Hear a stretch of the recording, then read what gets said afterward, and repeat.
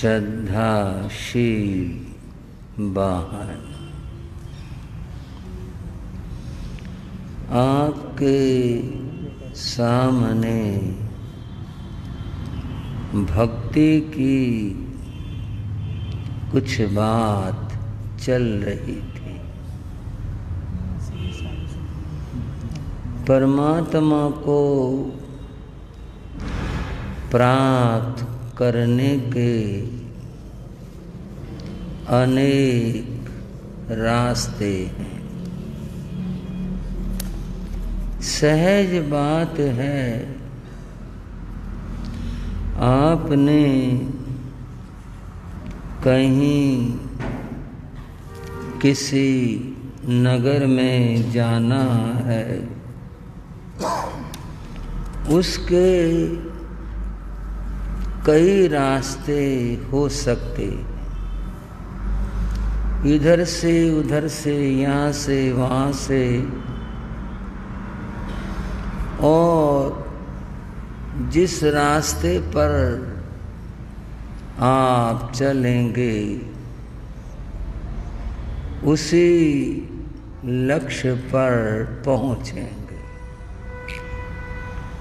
उर्दू के एक विचारक ने कहा, गुम रही का अब नहीं मुझको कोई खौफ। यानी गुम हो जाने का, भटक जाने का मुझे कोई डर नहीं है। गुम रही का अब नहीं मुझे कोई खौफ, क्योंकि हर एक रास्ता तेरे घर को जाएगा। बात इतनी है कि चलना सीखो, चलोगे तो लक्ष्य पर पहुंचोगे।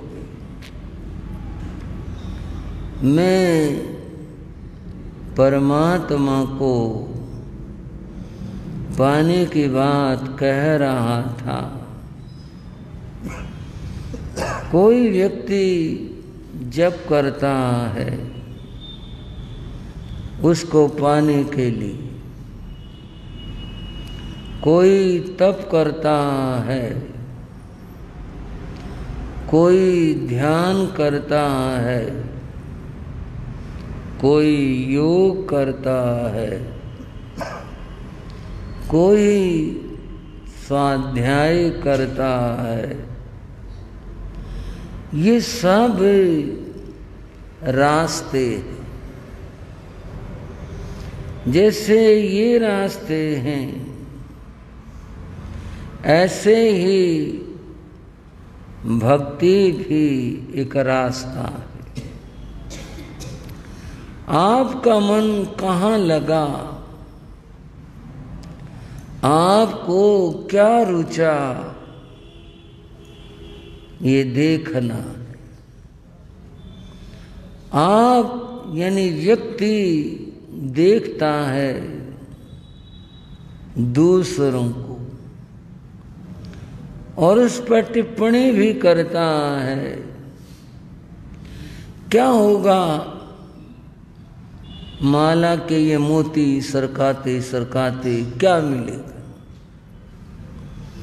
कोई कहता है भूखे रहने से क्या होगा, किसी का सोचना है आंखें मूंद कर बैठ गए क्या होगा, किताबें पढ़ने से क्या होगा। बंधुओं, जो करता है अनुभूति उसको होती है, जो करता नहीं है केवल देखता है। कैथल वालों, जो केवल देखता है उसे अनुभूति नहीं हो सकती। जो करता है अनुभूति उसे होगी। जैसे मैंने ये कुछ नाम लिए, ये सब रास्ते हैं, मार्ग हैं। जो जिसके ऊपर चला वह अपने परम लक्ष्य तक पहुंचा। प्रश्न चल रहा है भक्ति का। भक्ति क्या चीज है? अगर शब्द पर विचार करें तो भक्ति शब्द संस्कृत भाषा का शब्द है। इसकी व्युत्पत्ति निर्माण हुआ भजलरी सेवायाम धातु से, जिसका अर्थ होता है सेवा करना। भक्ति शब्द का जो शाब्दिक अर्थ है वह है सेवा करना। ये तथ्य भी है, जो व्यक्ति भक्ति करता है अपने आराध्य की, वह किस रूप में करता है? सेवा के रूप में करता। भक्ति का एक अर्थ समर्पण भी होता है, अर्थात अपने आप को मन वचन काया से आराध्य के चरणों में समर्पित कर देना। ये समर्पण कैसे और क्यों कर है? बंधुओं, समर्पण तो आप यही कहते हैं कि कोई वस्तु किसी को दे दी तो समर्पण हुआ। स्वयं को आराध्य के चरणों में अर्पित कर दिया तो ये समर्पण हुआ। पर ये समर्पण यूं ही नहीं हो जाता। समर्पण कब होता है? जब व्यक्ति अपने अहंकार को छोड़ देता है, समर्पण तब होता है। कोशिश करो समझने की बात को। अहंकार अगर होगा, समर्पण नहीं होगा। अहंकार छोड़ेंगे तो समर्पण होगा। और दो चीजें इस जीव को संसार में भटकाने लग रही हैं, एक अहंकार और दूसरा लोभ। क्रोध और माया वो इन्हीं के अंग हैं। कषाय चार होते हैं, क्रोध मान माया लोभ। चार कषायों में दो कषाय प्रधान हैं, दो कषाय उनके अनुगामी हैं। अहंकार और लोभ। अहंकार के अंदर तो व्यक्ति अपने आप को सबसे बड़ा, सबसे ऊंचा, सबसे ऊपर समझता। ये जो भाव है, ये भाव ठीक नहीं। अहंकार जब व्यक्ति में होगा तो वह परम को प्राप्त नहीं कर सकेगा। परम को पाने के लिए व्यक्ति को झुकना होगा, समर्पण करना होगा, उसके चरणों में अपने आप को निछावर करना होगा, तभी उसे पा सके। विषय तो भक्ति का है, पर थोड़ी सी बात बता रहा हूं। जैन साधना शुरू होती है नमो से। कहां से भाइयों? फिर विचार करो, हमारी साधना शुरू होती है नमो से। इसीलिए हम बोलते हैं नमोकार मंत्र। जिस समय नमस्कार किया जाता है वह नमोकार मंत्र है।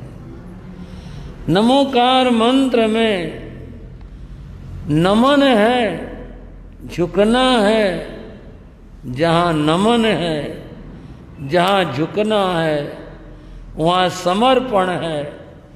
और इस रास्ते से ही उस परम को, परमात्मा को, भगवान को, ईश को पाया जा सकता है, अन्यथा नहीं। तो भक्ति के अर्थों में मैं बता रहा था, भक्ति का अर्थ है सेवा, भक्ति का अर्थ है समर्पण। सेवा भी वही कर पाता है जिसमें समर्पण का भाव हो। अहंकार अगर होगा तो व्यक्ति सेवा नहीं कर पाएगा। अहंकार होगा तो व्यक्ति भक्ति नहीं कर पाएगा। तो भक्ति का अर्थ है सेवा, भक्ति का अर्थ है समर्पण।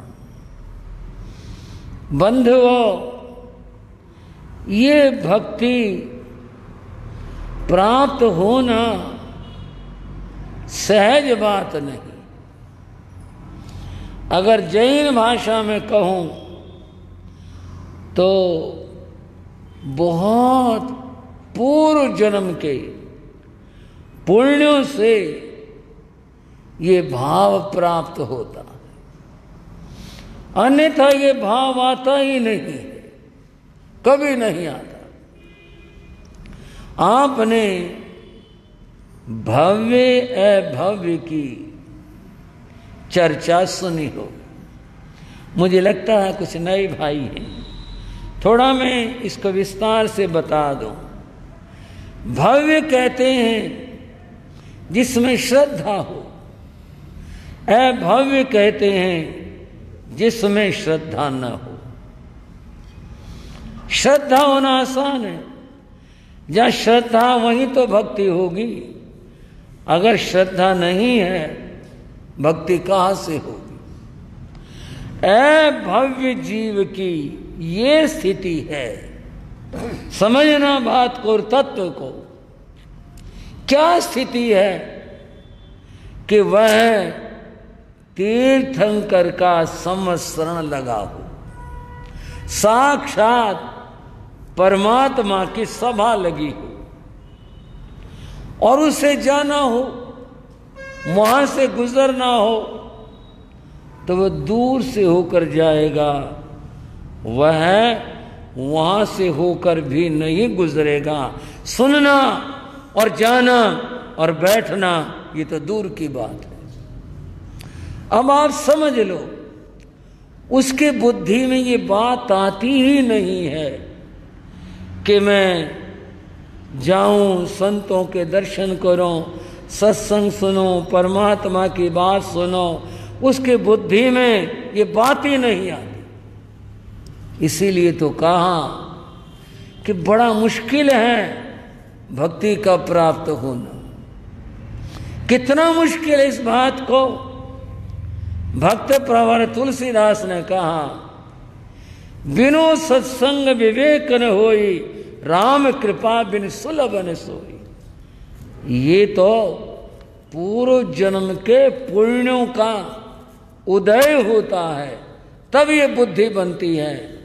दूसरे भाषा में कहूं, परमात्मा की कृपा होती है तब ये बुद्धि बनती है, अन्यथा विचार ही नहीं आती, बुद्धि ही नहीं बनती, सोच ही नहीं आती कि मैं ऐसा करूं। और ये राम, ये कृपा, परमात्मा की कृपा, राम की कृपा बड़ी मुश्किल होती। ये कृपा प्राप्त की थी बंधुओं कभी शबरी ने, ये कृपा प्राप्त की थी कभी चंदना ने, और ये कृपा प्राप्त की थी चंड कौशिक जैसे नाग ने। ये कृपा बड़ी दुर्लभ होती। थोड़ी थोड़ी चर्चा करूंगा, थोड़ी थोड़ी। बंधुओं, शबरी की बात आपने सुनी। शबरी एक भीलनी थी। भील, शबर, ये एक ही नाम है, ये पर्यायवाची नाम है। उसे भील कहो, उसे शबर कहो, एक ही बात है। जिसको भीलनी कहते हैं, शबरी कहते हैं, उसका जातिवाचक नाम था। जैसे कहने के लाला था, जैसे कहते जमींदार था। अब ये तो बस प्रयोग होता, उनकी जाति के अर्थ में प्रयोग होता है। ऐसे एक महिला थी, शबरी थी, वो शबर जाति की थी। उसके जीवन में ये घटा कि जब वह युवती हुई, बड़ी हुई, तो उसका उनकी जाति के अनुसार विवाह कर दिया। वह अपनी ससुराल चली गई। वहां उसे अच्छा वातावरण नहीं मिला। उसका पति बड़ा कठोर और क्रूर था। और जैसा होता है, आप जानते हैं कि जहां विचारों में समानता नहीं होती तो वहां कलह, क्लेश होते। बीच में एक बात पूछ लूं आपसे, कलह का अर्थ क्या होता है? आप कहें कलह तो कलह होता, और क्या होता? कलह होता है आपस में झगड़ा होना, लड़ाई होना, ये कलह होता है। इसका मैं आपको अर्थ बताता हूं। कलह का अर्थ क्या होता है? कलह शब्द का अर्थ होता है कलाम जहाती, जिनको कला, समझने की कोशिश करना, जिनको कला, किस बात की कला? जीवन जीने की कला जहाती छोड़ देते हैं, नहीं आती है। जिनको जीवन जीने की कला नहीं आती है उसको कलह कहते। बोलो भाई, ठीक है ना ये बात? उनको जीवन जीना नहीं आता। किनको? जिनके जीवन में कलह है, जीवन जीना नहीं आता, इसलिए कलह है। और कलह है, दुखी होते हैं, परेशान होते हैं, रोते हैं, पता नहीं कितना कुछ। और बंधुओं, घर में माया के ढेर लगे हों, लेकिन अगर कलह है, उनको जीवन जीना नहीं आता। उनके सामने उत्तमोत्तम भोजन परोसा हुआ है, जीवन जीना नहीं आता, ठोकर मार कर उठ जाते हैं, थाली सरका कर उठ जाते हैं, रोते हैं। ये कलह है, जिनको जीवन जीने की कला नहीं आती। कला सीखो। और कला कहाँ से आएगी? उसी की बात कर रहा हूं। जिनके जीवन में भक्ति आती है, उनको जीवन जीने की कला आती। शबरी, जहां उसका विवाह हुआ, जिस व्यक्ति से हुआ, उसके साथ कलह रहता था, मारता था, पीटता था, अभद्र भाषा गालियां देता था, दुखी रखता था। शबरी तंग हो गई। उसने सोचा इस जीवन जीने से अच्छा तो मर जाए, क्या फायदा है, क्या लाभ है। ऐसा सोच करके वह एक दिन घर से निकल पड़ी। शबरी थी, घर भी क्या था, कुटिया होगी, झोंपड़ी होगी, ऐसे ही जंगल में रहने वाले लोग थे ये। वह घर से निकल पड़े और वह उस अंधेरी रात में चलती चली गई और वो देखती गई कहीं पर कोई कुआं आ जाए, डूब कर मर जाऊं। वो इंतजार करती थी कोई जानवर निकल आए जंगल में और वो मुझ पर आक्रमण कर दे और मुझे मार दे।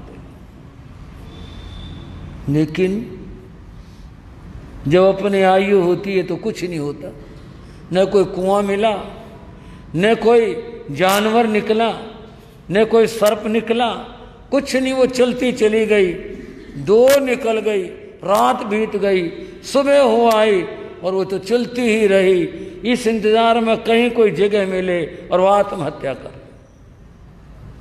आखिर कहते हुए एक पहाड़ पर पहुंच गई। पहाड़ दूर होगा नजदीक होगा ये कोई अर्थपूर्ण बात नहीं। वह पहाड़ पर पहुंच गई और ऊपर चढ़ गई।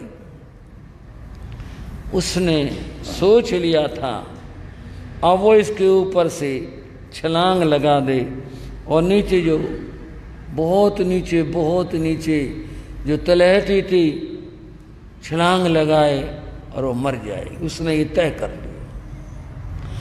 पर समस्या का समाधान आत्महत्या नहीं होता। जैसा करते हैं सोचते हैं वो गलत सोचते हैं। किसी विचारक ने कहा अब तो ये कहते हैं कि मर जाएंगे। क्या कहते हैं? अब तो ये कहते हैं कि मर जाएंगे। मर के भी चैन ना पाया तो कहां जाएंगे? आगे की गारंटी है कि भी आगे तो स्वर्ग मिलेगा, बहुत सुखी रहेंगे, बहुत आनंद में रहेंगे। आगे पता आगे क्या होगा। इसलिए आत्मघात करना, आत्महत्या करना, ये सोचना ये महापाप है, कभी सोचना नहीं चाहिए। लेकिन उन पलों में जब आदमी दुखी होता है, क्रोध में होता है, उस समय में सद्बुद्धि उसके पास नहीं होती और वह तो ये सोचता है बस कुछ भी हो मैं मर जाऊं। वो कई ऊंचे पर चढ़ी थी, छलांग लगाने के लिए तैयार थी। उसने नीचे देखा, एक बार को झिझकी, ऊपर से गिरूंगी, कितनी चोट लगेगी, कैसे मरूंगी। एक पल वो रुक गई, फिर उसने हिम्मत करी और फिर वो छलांग मारने की सोच ही रही थी। उसके पुण्य का उदय हो गया। और कहूं अपनी अपनी धर्मों की भाषा होती है, उसके अनुसार उसे समझना चाहिए। परमात्मा की कृपा हो गई, उसके पुण्य का उदय हो गया, उसका अच्छा समय आ गया। कोई संत जंगल में रहने वाले, तप करने वाले तपस्वी कोई इधर से गुजर रहे थे। उन्होंने देखा कि वो स्त्री क्या कर रही है, ऐसे कुछ उचकने की कोशिश करती है, फिर रुक जाती है, कहीं छलांग तो नहीं लगा रही। और वो समझ गए कि छलांग लगाने के लिए प्रयास कर रही है। संत ने उसे आवाज दी, बहन रुको रुको, ठहरो मेरी बात सुनो। उसने देखा एक संत आ रहे थे। संत निकट आ गए, उन्होंने कहा बेटी क्या कर रही हो?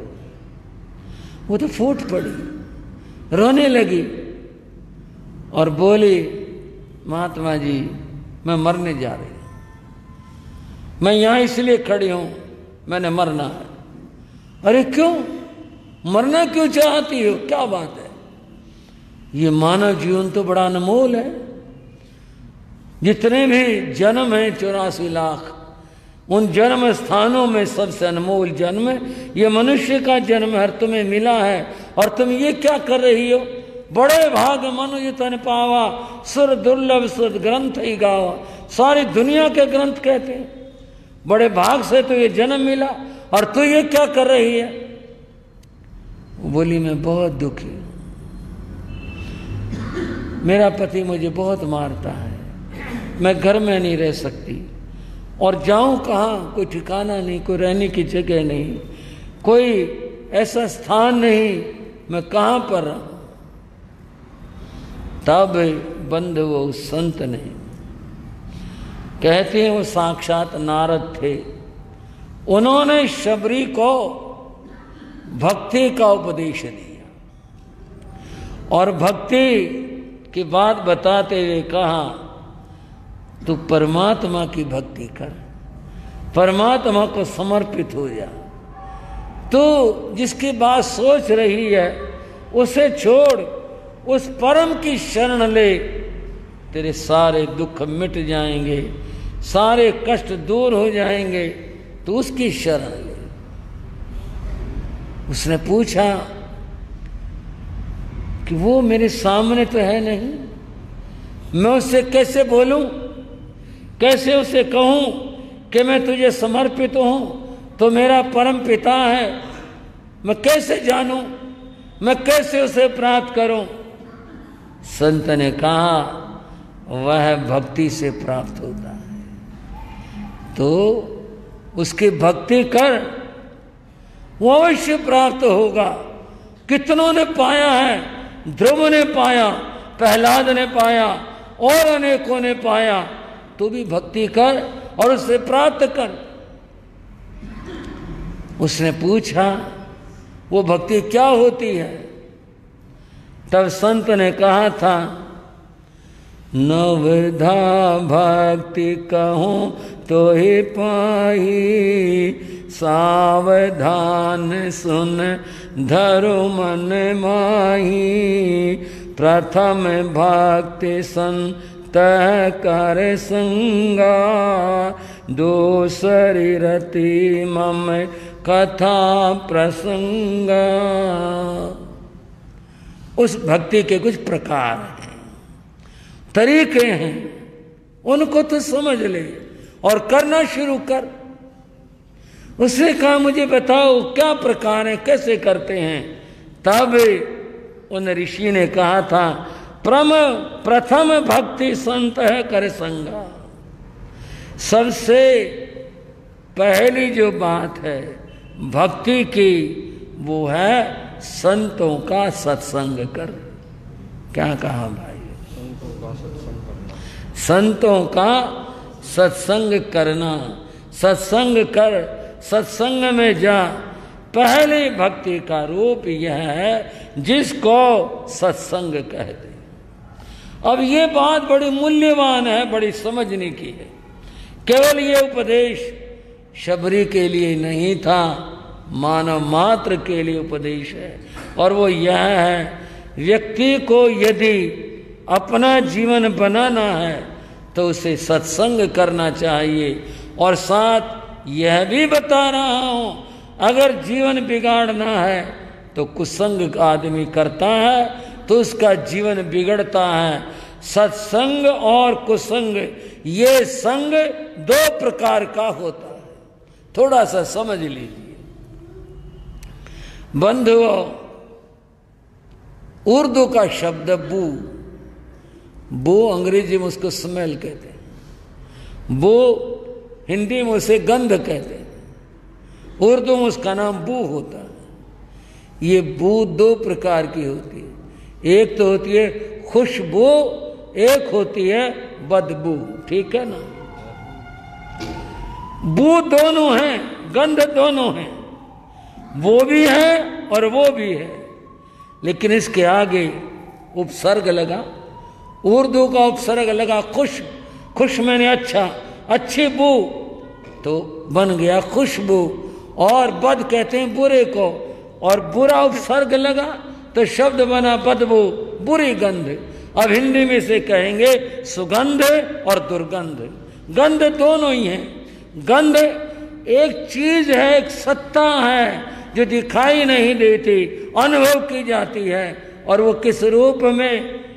सुगंध, सुपसर्ग लगा अच्छी गंध, और उसके आगे दुरुपसर्ग लगा तो दुर्गंध, ये बना।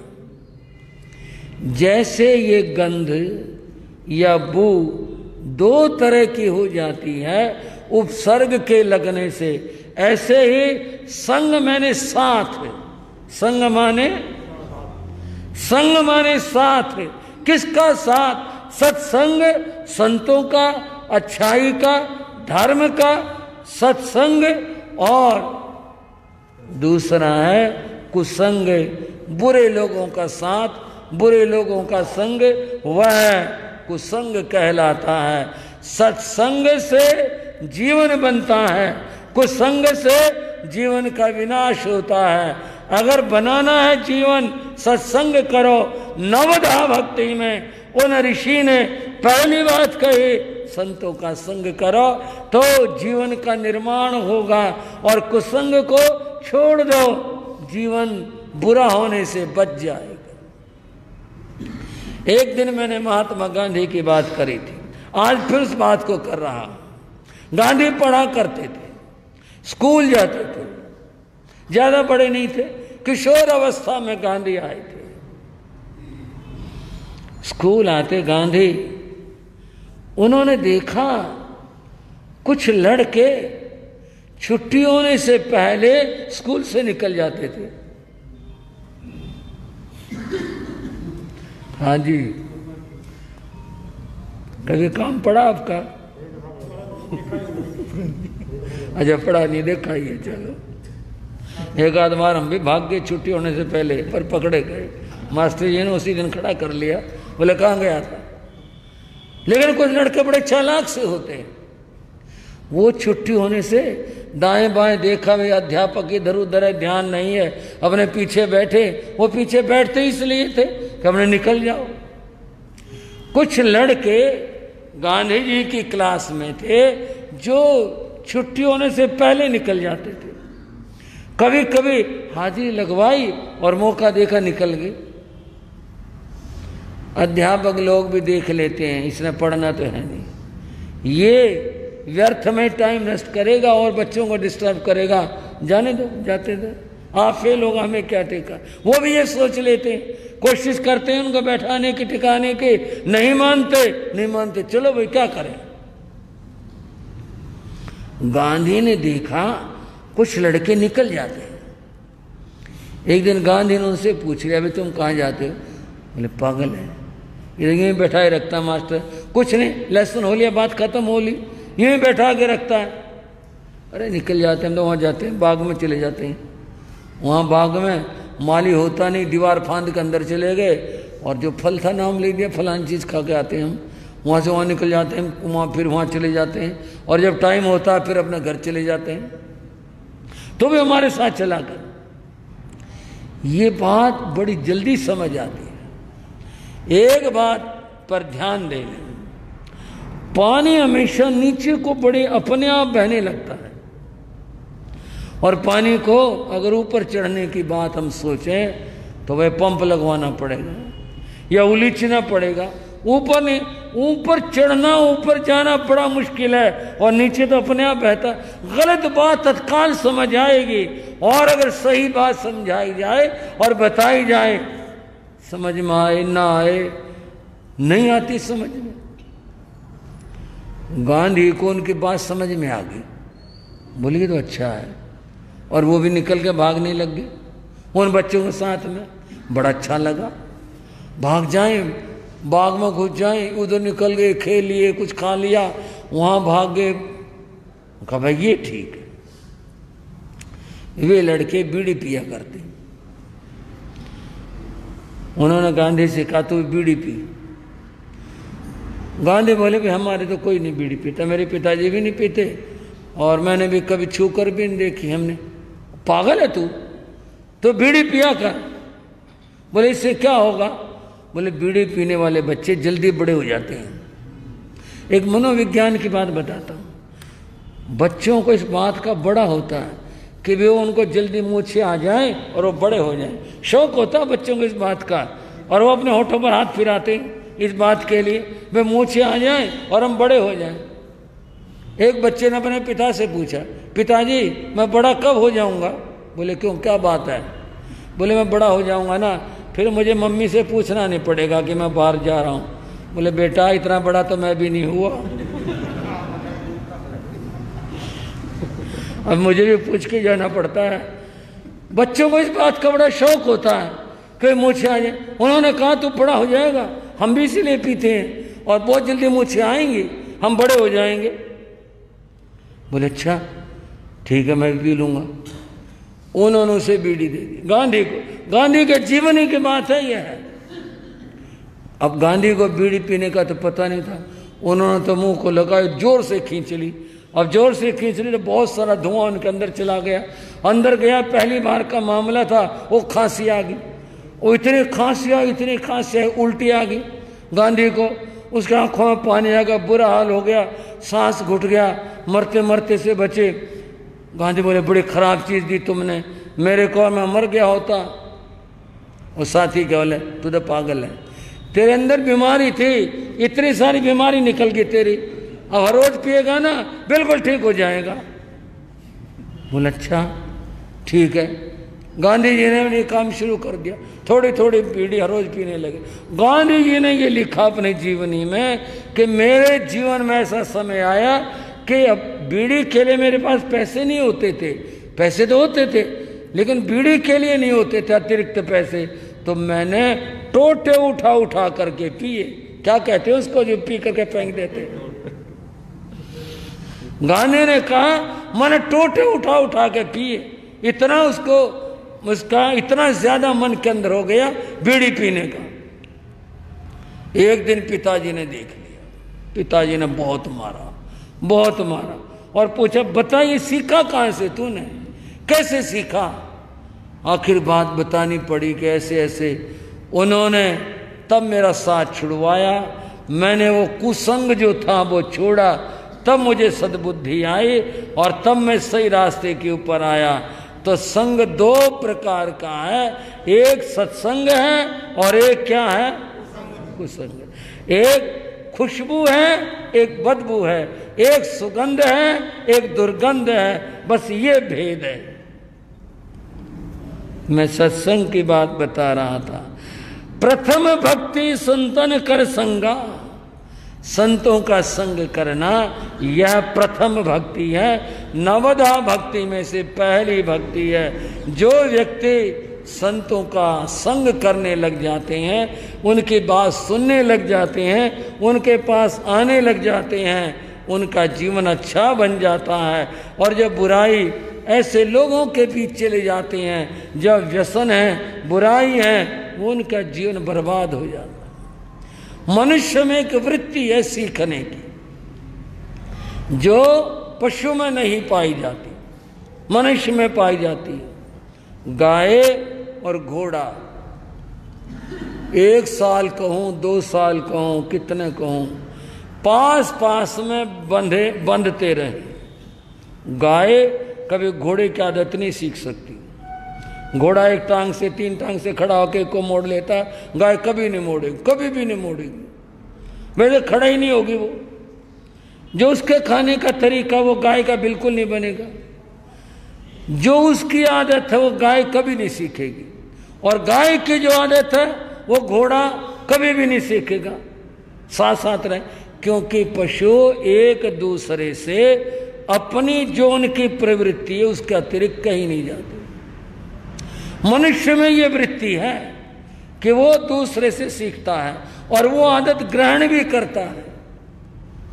बंद हो, एक व्यक्ति अंग्रेजी बोलता हो, एक हिंदी बोलता हो, थोड़े दिनों के बाद में हिंदी वाला अंग्रेजी के शब्द बोलने लग जाएगा। थोड़े दिनों के बाद में एक व्यक्ति को जिस तरह की आदत है खाने की, वो दूसरा देख देख करके वैसे ही अपनी आदत बना लेता है। अब ये अपनी अपनी आत्मशक्ति है। कभी कभी बुरा व्यक्ति अच्छे को देख के अच्छा हो जाता है, बहुत बार अच्छा व्यक्ति बुरे को देख करके बुरा हो जाता है। लेकिन है ये पानी जैसे नीचे को अपने आप बहता है। बुरी आदतें जीवन में जल्दी आती हैं, अच्छी आदत और अच्छी बात जीवन में कम आ पाती है।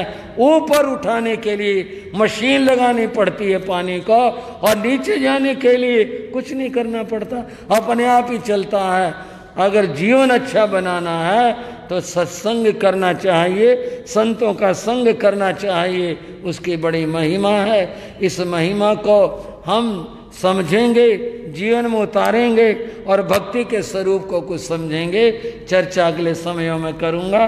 कल थोड़ी सिफारिश रही कि गुरुजी की बात तो सुनाई नहीं आपने, थोड़ी बात आज गुरुजी की भी करते हैं, मिलकर बोलेंगे।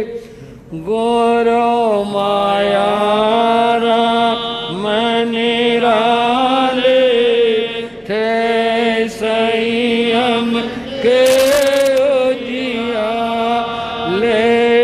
गुरु माया राम निराले थे संयम के उजियाले।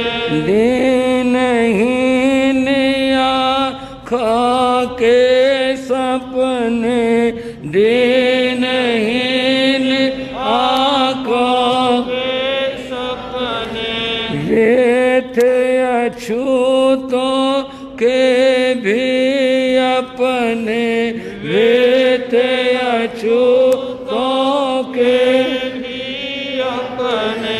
सहज सरल समताले थे संयम के उजियाले।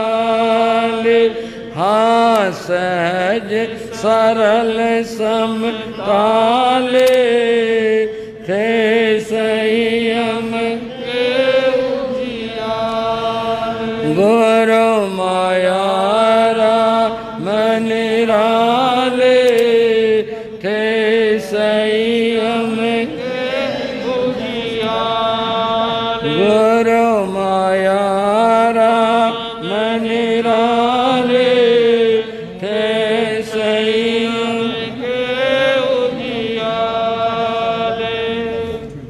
थोड़ा बताना चाहूँगा, मेरे गुरुदेव थे पूज्य गुरुदेव श्री राम कृष्ण जी महाराज। मेरे बाबा गुरुदेव थे योगी राज श्री राम जी लाल जी महाराज।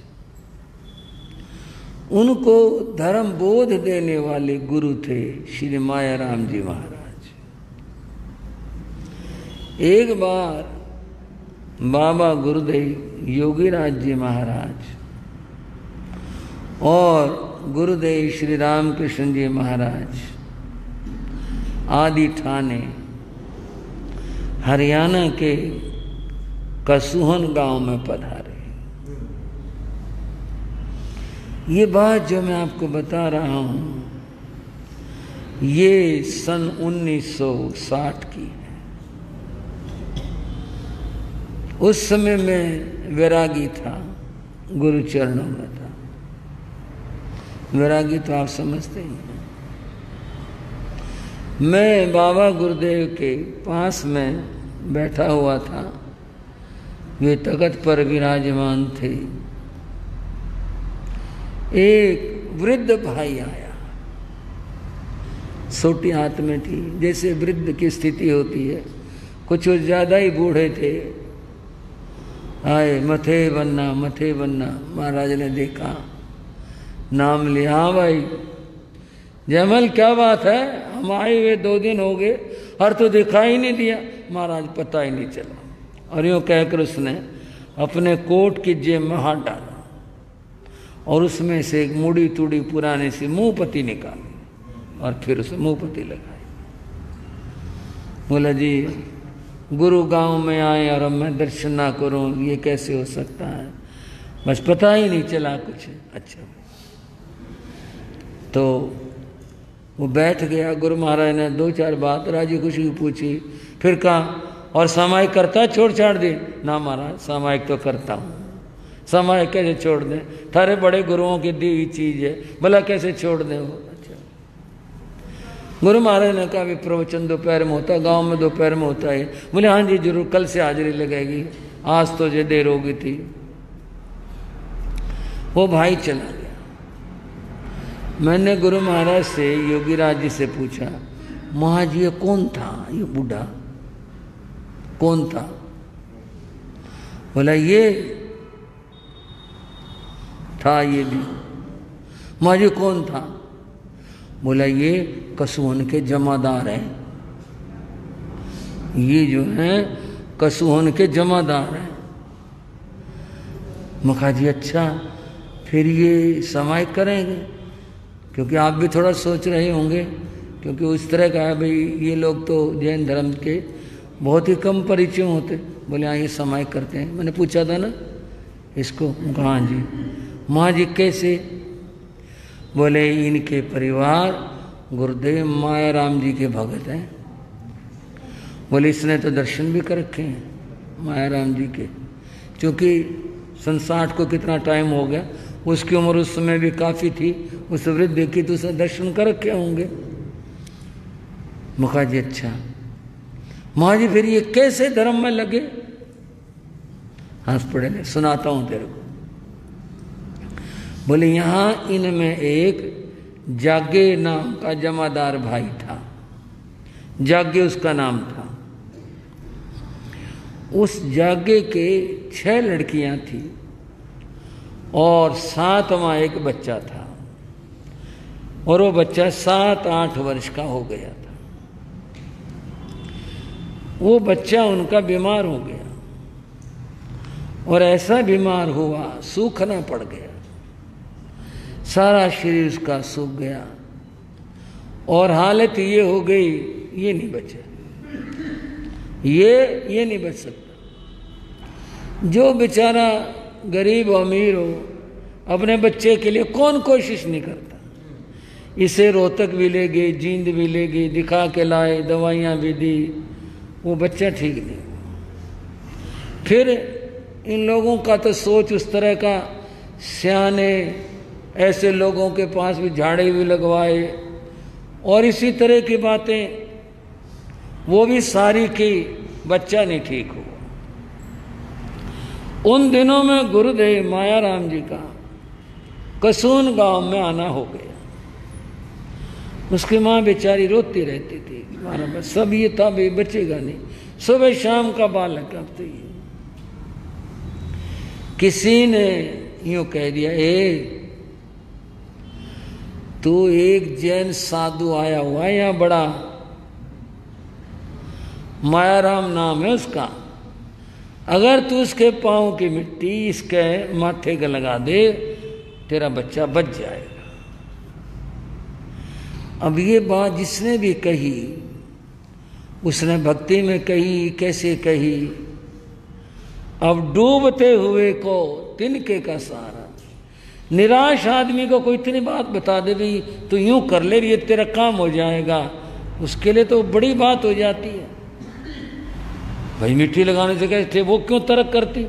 उसने कहा अच्छा तो ये फिर कैसे जाना हो? उनके तो जा नहीं सकते, उस जमाना ऐसा ही था। आज तो इस बात की पाबंदी नहीं है, संतों को तो जमाने में भी पाबंदी नहीं थी, लेकिन लोगों के रिवाज ऐसे ही थे, भाई उनके कैसे जाऊंगी मैं। ये पता करा कि वो साधु सुबह में बाहर जाते हैं और रास्ते कच्चे होते थे, तो वो जो जाते हैं उस वाले रास्ते से जाते हैं, जो करसोली की तरफ जाता रास्ता, उधर को जाते हैं। तो तू खड़ी हो जा, उनके पाँव की मिट्टी ले आ।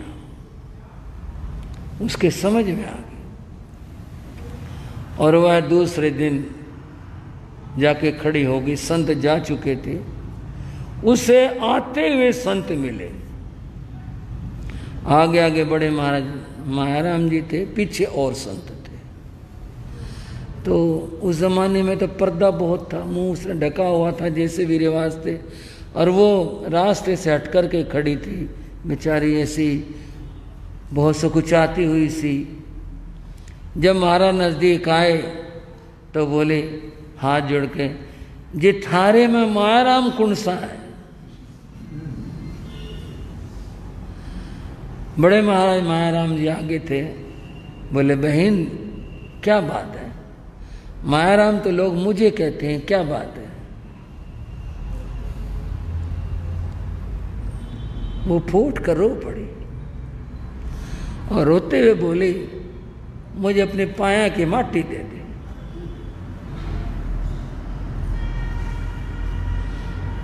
महाराज ने कहा बहन कोई बात नहीं, मिट्टी तो मिट्टी है, पर बात तो बता क्या बात है? वो बोले जी मेरा बेटा बीमार है। तेरे पाया की माटी से मेरा बेटा ठीक हो जाएगा। राह चलता कोई और आदमी आ गया, वैसे ही संयोग की बात, उसने महाराज को हाथ जोड़े, देखा, ए कौन सी है तू? उस आदमी ने कहा, वहां बोली जागे की बहू। अच्छा अच्छा, वो जागे जमादार। वो बोला महाराज को बताते, बोला महाराज अपने वो जमादार परिवार है ये, इसका बेटा बीमार है, जागे की बहू है। तो भाई बोला क्या बात है? बोले माटी लेना आई। गुरु महाराज ने कहा बहन मट्टी का क्या करेगी, चल मैं चलता हूं तेरे घर। उस आदमी ने, जी ये जमादार है जी ये। बोले हाँ कोई बात नहीं, मैंने सुन लिया, मैंने समझ लिया। महापुरुष के बाद गुरु महाराज कितने मानवतावादी थे। उनके लिए जाति के भेद नहीं थे कि जमादार हैं, इनके मंगले में क्यों जाऊं, क्यों सुनाऊं, माटी ले जाएगी, ये जाने। बोले मैं चलता हूं।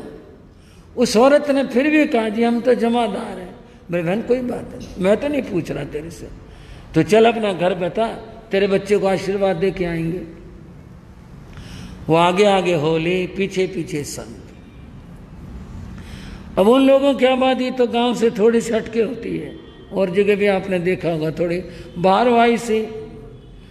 उधर को जब वो उधर मुड़े और उस बस्ती के करीब पहुंचे, 5-7 जमादार भाई चारपाई पर बैठे हुक्के पी रहे थे। उन्होंने देखा वे साधु इधर आ रहे हैं, उनमें से बोला जो महाराज थारा रास्ता वो है, उनको जाओ उधर को। इधर तो मतलब इस बस्ती का रास्ता ना, उधर को जाओ। महाराज ने सुन लिया, वो उधर को ही गए, नजदीक आ गए, वो खड़े हो गए, हाथ जोड़ लिए। महाराज ये तो जमादारों की बस्ती है, आपका जो स्थान है ना वो दूसरी में है, नए आए हो क्या? उधर को जाएगा रास्ता आपका। मैं तो भाई तुम्हारे पास आया हूँ। अच्छा जी बड़ी मेहरबानी जी, बड़ी मेहरबानी। उन हाथ जोड़े, फिर आपस में बोले भाई कैसे आए हैं? बोले वो जागे की बहू बुला के लाई है। बोले अच्छा अच्छा। महाराज चले, वो भी साथ साथ हो लिए। अब इनके घर तो कच्चे पक्के से ही, जिस तरह के साधारण से महाराज गए, जागे मिला, घर पर मिला। महाराज उसके घर में चले गए, देखा चारपाई पर बच्चा लेटा क्या पड़ा हुआ था, हड्डियों का ढांचा सा था, वो पड़ा हुआ था। गुरु महाराज बोले जागे, नाम पूछ लिया। जागे बोले हाँ जी। तू हमारी एक बात सुन। बोले हाँ जी। बोले जीवन लेने से जीवन नहीं मिलता, सेवा से जीवन मिलता है। आज एक प्रतिज्ञा कर ले, किसी का जीवन नहीं लेगा, मतलब जीव की हिंसा नहीं करेगा, प्रतिज्ञा कर ले। समझ गया वो भी इन लोगों को तो सूरों के मारने कैसे काम होते हैं। बोले जी अच्छा। जो और साथ खड़े बोले भाई संत के आगे ध्यान से हाथ जोड़ियो। अगर इनके आगे हाथ जोड़ दिए तो सारी उम्र निभाना पड़ेगा, और प्रतिज्ञा तोड़ दे पश्चाताप करना पड़ेगा।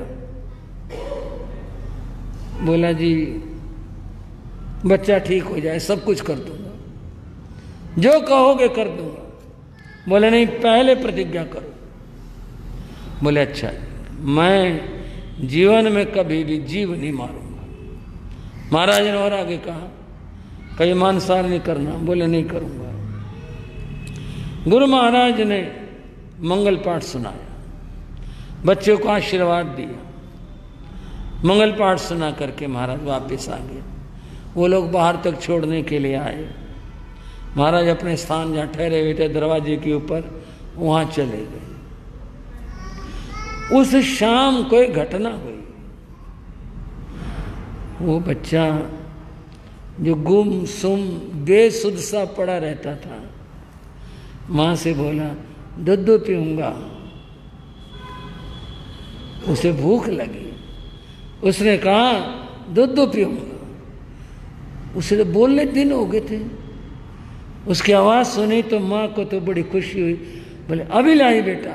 जो प्रबंध था उसने किया, दूध लेके आई, बच्चे को दूध पिलाया, सो गया। सुबह बच्चा उठा और उसने खाने को मांगा। जो था उसने कहा वो दे दिया। कहने का अर्थ ये, उस दिन से उसकी तबीयत सुधरती चली गई। 2-4 दिन के बाद तो खाने लग गया। सबने कहा भी बच्चा बोड़ गया, हरियाणा की भाषा में बोलना, बच्चा ठीक हो गया, अब तो लगता कि ये बच जाएगा। पड़ा रहता था, बैठने लग गया, सहारा दे दिया, बैठ गया, खाना लेने लग गया। और 2-4 दिन बीते, हालत सुधर गई। सबने कहा कि भी इसको माथा टिका के लाओ।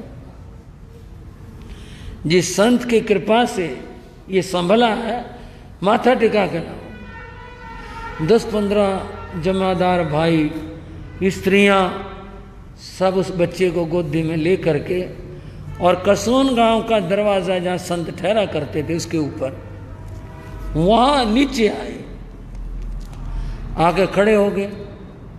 जो जैन भाई थे उन्होंने देखा भाई इकट्ठे हो रहे हैं जमादार, क्या बात है? किसने पूछ लिया क्या बात है भाई, किसकी इंतजार है, क्यों खड़े हो? बोले भाई इंतजार है, महाराज नीचे आ जाए तो माथा टिकवाना था। नीचे आ जाए तो ऊपर आने की उनकी हिम्मत नहीं हो पाई। बोले नीचे अपने काम से जब नहीं उतरेंगे कभी, भाई माथा टिकवाना था। क्या बात है? बोले भाई बच्चे का माथा टिकवाना है। उसने ऊपर जा कही, बोले जी ये जमादार नीचे इकट्ठे हो रहे हैं, यूं करें माथा टिकवाना है। महाराज समझ गए। बोले उनको बोलो ऊपर आ जाए, हमारे यहाँ पाबंदियां नहीं होती, इस तरह के कोई प्रतिबंध नहीं है। उनको कहो अगर उनका मन करता हो तो ऊपर आ जाए। उनसे कहा गया, वो लोग ऊपर आ गए हिम्मत करके, ला करके बच्चे को महाराज के आगे बैठा दिया। जी आपका दिया हुआ है। महाराज ने आशीर्वाद दिया, मंगल पाठ सुनाया सबसे। फिर कहा देखो भाइयों, तुम ये समझते हो मैंने कुछ किया है, मैंने नहीं किया। ये जागे की प्रतिज्ञा है। तुम्हारे को भी कहता हूं पाप करना छोड़ दो, जीव हिंसा छोड़ दो। हाथ जोड़ दिया, ठीक है जी नहीं करेंगे। हमने तो प्रत्यक्ष में देख लिया आपकी बात और आपकी वाणी। बंधुओं, उस दिन के बाद से वो लोग प्रवचन में भी आने लगे। बच्चा तो उनका ठीक हो ही गया। उन लोगों ने सामायिक तक की। और मुंहपति की बात तो मेरे अपने देखे की बता रहा हूं कि उसके जेब में मुंहपति थी और उसने मुंहपति लगाई। जो दर्शन करने आया था जमादार भाई, उन लोगों ने सामायिक तक करने लगे और वहाँ के जमादार शाकाहारी बने, धर्म ध्यान वाले बने। ऐसे थे गुरुदेव श्री माया राम जी महाराज। प्रेम के साथ बोलेंगे, बोलो गुरुदेव श्री माया राम जी।